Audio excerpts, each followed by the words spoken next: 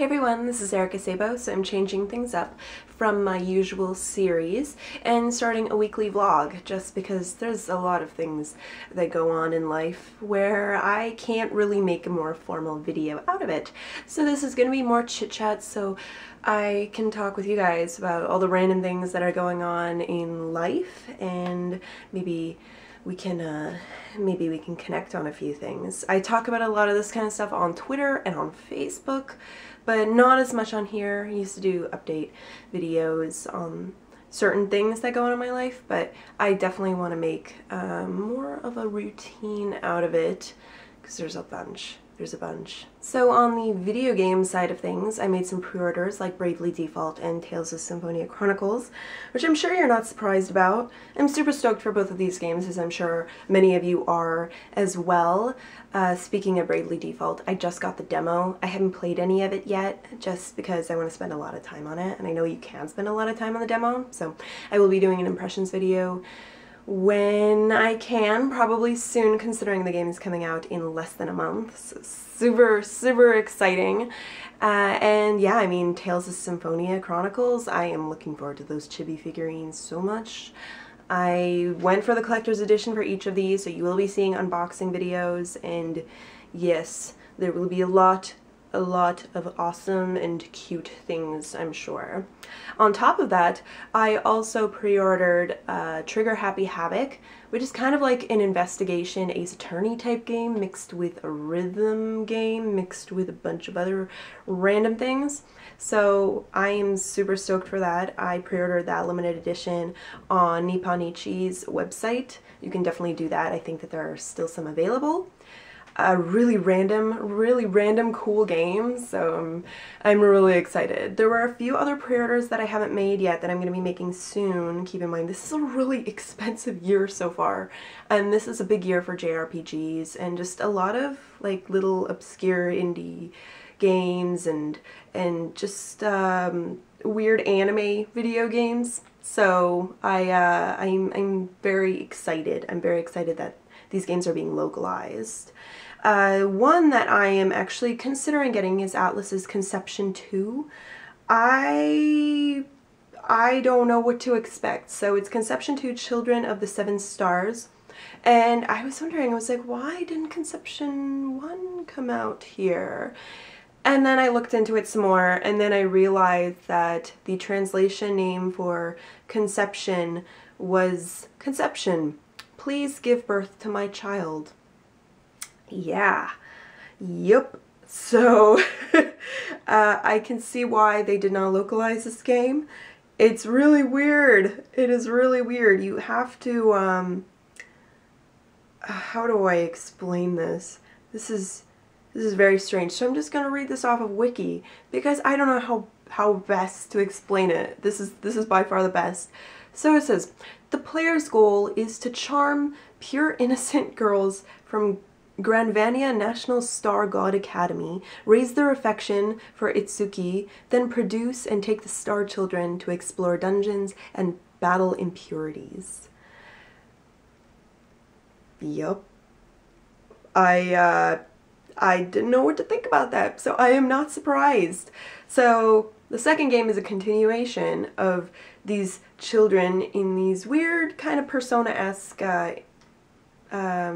style gameplay. It seems it's all turn-based. Seems pretty dark, and it has kind of a high school simulation element to it.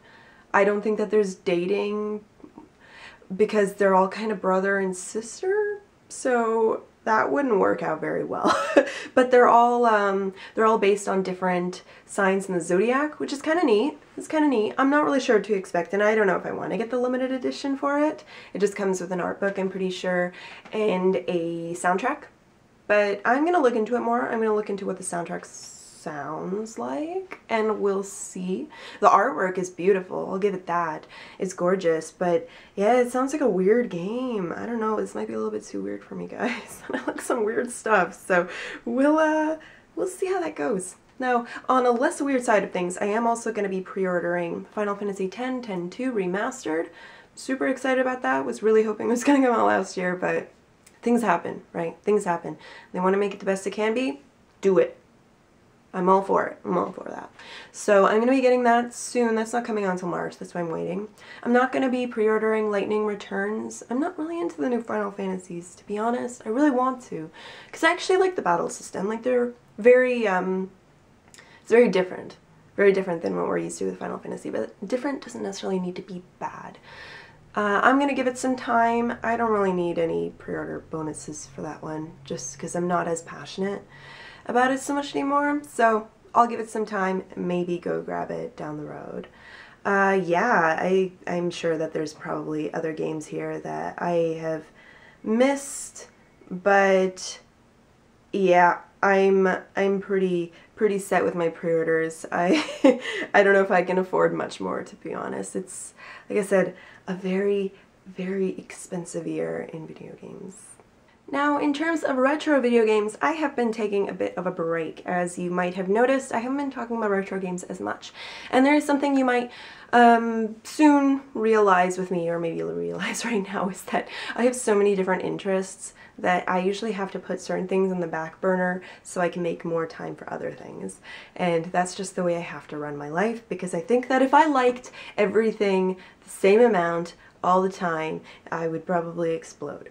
So that will not happen. And not only that, but retro games can be really expensive. When I'm really into retro games, I'm willing to spend like over $200 a month.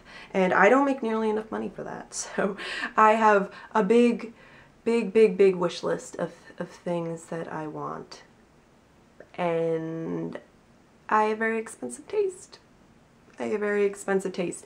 So I will be getting a lot of those games soon, I'm sure. I want a lot of, well, first I need a Sega CD, and I need to get Sega CD games. You know, the Sega CD isn't that good. There are some really good games on there too.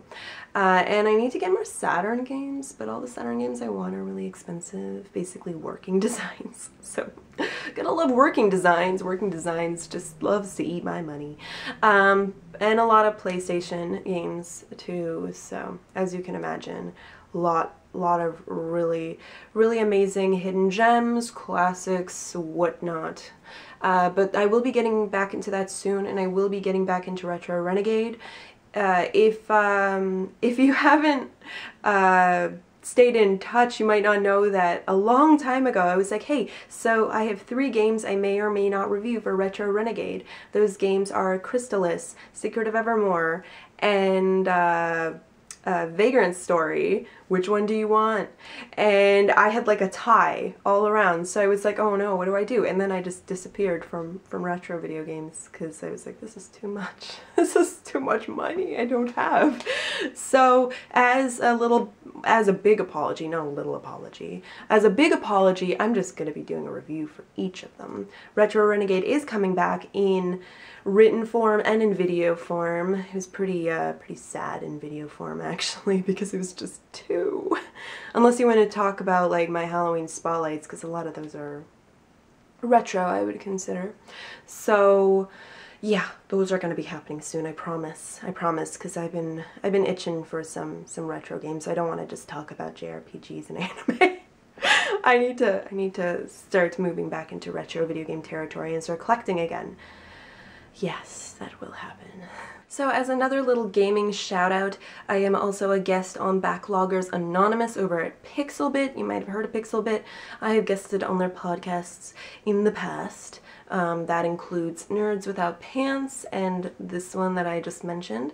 We are playing Asura's Wrath, which I have... Where did it go? There it is. Yeah. It's right here. It's right here. Yeah, this is like anime video game to the max.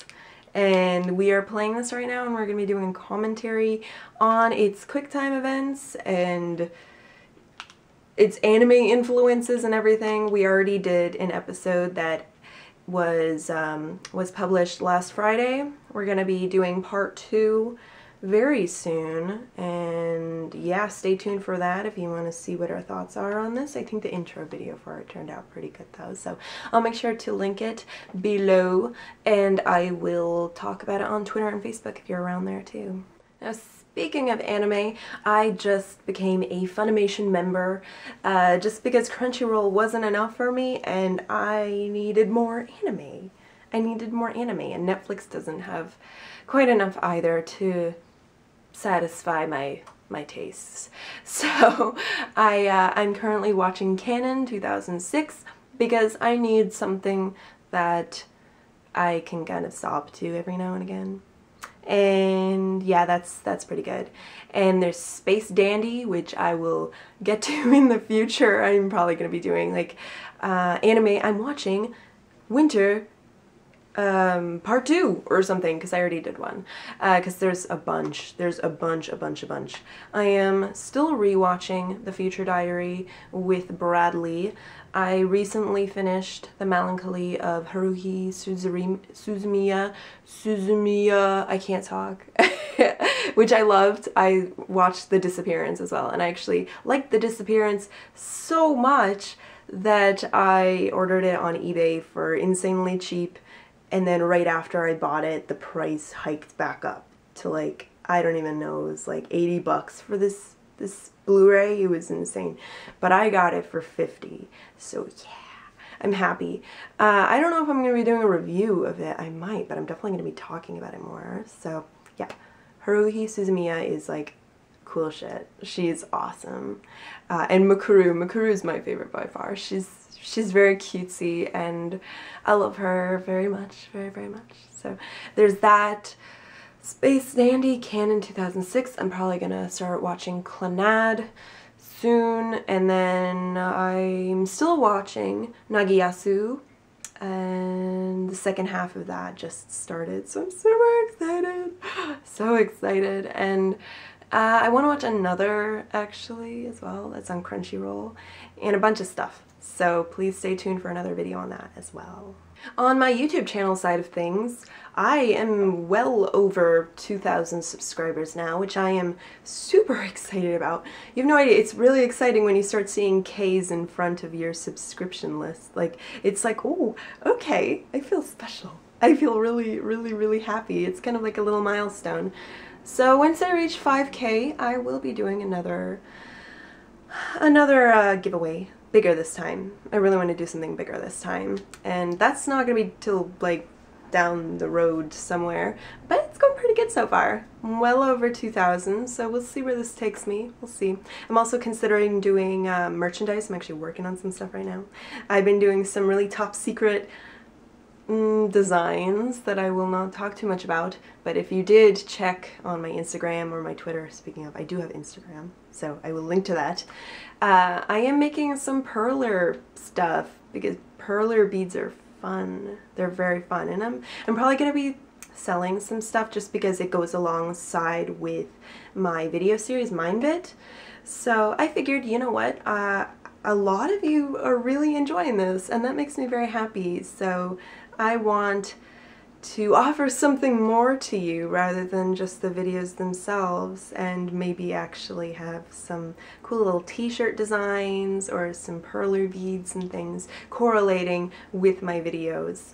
So maybe even like, maybe what I'm gonna start doing is, as I'm doing more like retro renegade stuff, or just like any video game stuff or anime stuff, I'll do like little perler sprites for everything that I do little videos on, whether that video is an impressions, a review, or whatever. I've thought about that, and I think that would be really fun because I know a lot of people like perler beads, so I might open up an Etsy shop for that. I have Spreadshirt for t-shirts. So yeah, that's gonna be happening soon, I'm sure too, so please stay tuned in the next month. As for my off time, I do follow a lot of YouTubers, I do follow a lot of video producers, and right now I've been spending a lot of time watching Cinemassacre. I love Angry Video Game Nerds so much, and I've been following his movie progress, and I've been following him for years now, like years and years. So I'm super stoked that his movie is finally in post-production. Yay him! I'm so happy, James. I really am excited about this, and I know what a passion project this is for him. I don't think he's actually listening to this, but whatever. I wish he was. I really do. So I've been following his top lists as of late and crying my eyes out of laughter because of these amazing memories of some horrible games he played. Some really horrible games. So aside from that, I've been watching a lot of Todd in the Shadows, which is part of that guy with the glasses, which is the Nostalgia Critic. I really love Todd's reviews. They're all of top 40 pop music. I don't really like that kind of music, to be honest, but I listen to it a lot at work. And while it is useless knowledge, I'd rather know more about the music I'm listening to just about every single day than not know anything about it and hate it for the rest of my life. So, yeah, it's not bad. It's pretty good, and it's a great show, and he makes it really interesting even if you're not interested in that kind of music. Another channel that I have been following avidly for a while is Melanie Mac. Whether you love her or hate her, I think she's so special and full of life. I love this lady so much. She always puts a smile on my face, as I'm sure she does for a lot of people, and she's just a big ball of happy energy, and yeah, she always brings my spirits up, and she is so passionate about video games in a way that I can't even fathom sometimes. Maybe in my mind, but outwardly, I don't know. I don't know, but I really like her videos and I've been watching those. Another YouTuber I've been following is GR Arcata. I think Arcata is awesome. He does some really amazing anime reviews here in Canada, and he just is so eloquent. I swear, I don't know if anyone can really top how eloquent he can be in his reviews. And yeah, I mean, he's awesome. If you are watching this, Arcata, oh, thank you. Thank you so much, because I hold your reviews to very high regard. And while we have very different backgrounds in our anime history, I do feel like we have a lot of the same interests genre-wise. So whenever he does have a review of something, I usually consider it, whether that's The Melancholy of Haruhi Suzumiya, or Canon, or oh, I don't know. All kinds of things. The Future Diary he got me into. I really love how he did a review of Lane, especially. That's one of my favorites. And to see that there, and also Cowboy Bebop. His review for Cowboy Bebop was really amazing. He's just a really cool YouTuber, so please do check him out. Check out everybody I mentioned, please. They're a really nice little pastime for me, and whenever I do have a pastime, I don't really have a lot of time to myself, but that's when I do in video games. So please do check them out. So I hope you enjoyed that little vlog entry for this week. I'll be coming back next week with another vlog with more updates, I'm sure. Who knows, maybe I'll have those designs done and those perler beats done. Probably, we'll see though, we'll see. So please let me know how you've been this week and what you're up to, what pre-orders you've gotten, what YouTubers you're watching. Just let me know all about it. Let me know all about it. I want to hear it in the comments, please. So if you enjoyed this, let me know as well, and if you want me to continue doing this, that would be very cool. Very cool. Yeah, so tune in again soon. Peace.